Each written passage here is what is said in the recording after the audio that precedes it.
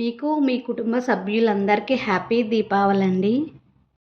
ఈ దీపావళికి మీరు రాగి పిండి పాయసం చేసుకొని ట్రై చేయండి. నచ్చుతుంది. ప్రాసెస్ చూడండి. Hi, hello, welcome to my channel. నేను మీ లత. అందరు ఎలా ఉన్నారండి? బాగున్నారా? ఇవాళ మనం ఏం చేసుకోబోతున్నామంటే రాగి పిండితో పాయసం చేసుకుంటున్నామండి. ఎలాగో చూపిస్తున్నాను, ప్రాసెస్ చూడండి. ముందుగా మనకు కావాల్సింది రాగి పిండి అండి, బెల్లం, పచ్చి కొబ్బరి, గసగసాలు, బియ్యం, జీడిపప్పు, బాదం పప్పు, ఇలాచి పౌడర్ తీసుకోవాలండి. ఇప్పుడు మనం ఏం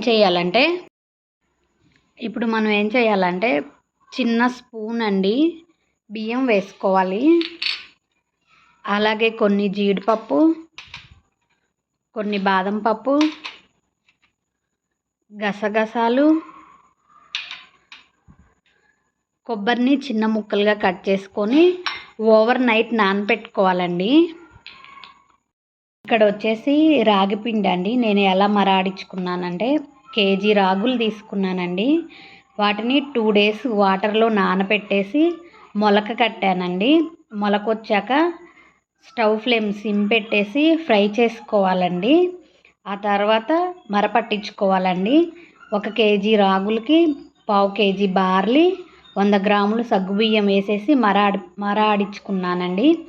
రాగి జావ కానీ ఇలా రాగి పిండి పాయసం కానీ టేస్ట్ చాలా బాగుంటుంది. ఈసారి ఎప్పుడైనా మీరు నేను చెప్పిన ప్రాసెస్లో మరాడించుకోండి రాగి పిండి. ఇదిగోండి, ఇలా కొన్ని వాటర్ పోస్తున్నాను. ఇక్కడ నేను వచ్చేసి మార్నింగ్ చేయడానికి నానబెడుతున్నానండి. ఒకవేళ మీరు ఈవినింగ్ టైంలో చేసుకోవాలనుకుంటే మార్నింగ్ నానబెట్టుకోండి. ఇవి వచ్చేసి మనం నైట్ నానబెట్టుకున్నాం కదండి, వీటన్నిటిని మనం మిక్సీ పట్టుకోవాలి.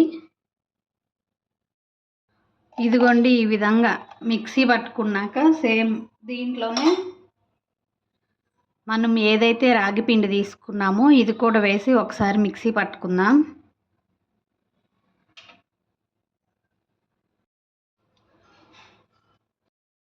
స్టవ్ వెలిగించుకోనండి. ఇలా ఒక బాండీ పెట్టుకోవాలి. దాంట్లో కొంచెం నెయ్యి వేసుకోవాలండి.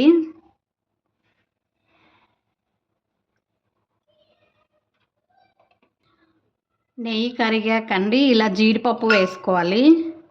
వీటిని ఫ్రై చేసుకోవాలండి, జీడిపప్పుని. ఇక్కడ మరొక స్టవ్ వైపు పాలు పెట్టుకున్నానండి. మనం కాచిన పాలే పోసుకోవాలి ఈ స్వీట్లోకి. జీడిపప్పు కొంచెం ఫ్రై అయ్యాక కిస్మిస్లు వేసుకోవాలండి. ఇక్కడ ఈ ఫ్రై అయిపోయినాయండి. స్టవ్ ఆపేసాను. మనం మిక్సీ పట్టుకున్నాం కదండి, అవి ఒకసారి ఫిల్టర్ చేసుకుందాం దీంట్లో.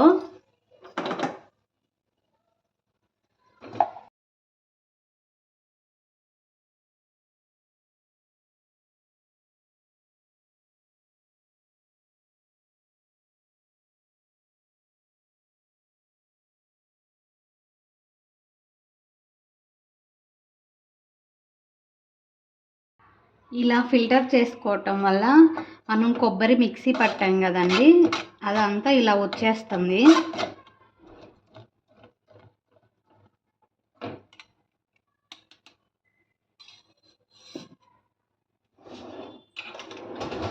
అలాగే ఇప్పుడు స్టవ్ వెలిగించుకోవాలండి. సిమ్ పెట్టుకోవాలి, ఫ్లేమ్ మరగనిద్దామండి.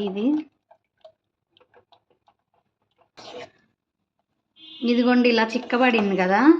ఇప్పుడు మీ టేస్ట్కి తగ్గట్టు మీరు బెల్లం వేసుకోండి. నేను మా టేస్ట్కి తగ్గట్టు బెల్లం వేస్తున్నాను.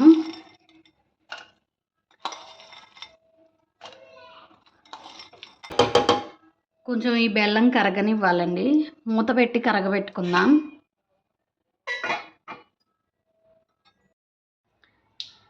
మధ్యలో ఇలా కలుపుకోవాలండి, లేకపోతే అడుగంటుతుందండి.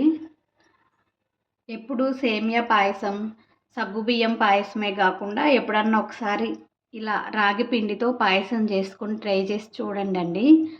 టేస్ట్ అయితే చాలా బాగుంటుంది.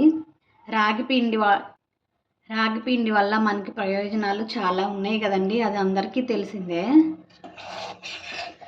ఎప్పుడు రాగి జావే కాకుండా ఎప్పుడన్నా ఒకసారి ఇలా ట్రై చేయండి. చిన్నపిల్లలు ఇష్టంగా తింటారండి. ఇలాచి పొడి వేసుకోవాలండి.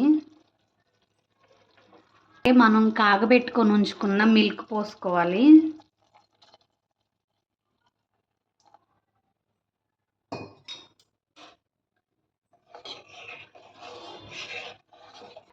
మీ థిక్నెస్ని బట్టి పాలు పోసుకోండి.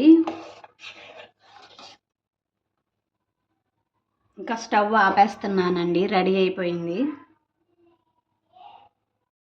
చూశారు కదండి రాగిపిండితో పాయసం ఎలా చేసుకోవాలో. చాలా సింపుల్ అండి. నచ్చితే మీరు ట్రై చేయండి. నా వీడియోస్ మీకు నచ్చినట్లయితే లైక్ చేయండి, షేర్ చేయండి, సబ్స్క్రైబ్ చేయండి, కామెంట్ పెట్టండి. Thanks for watching my videos అండి. Okay, bye.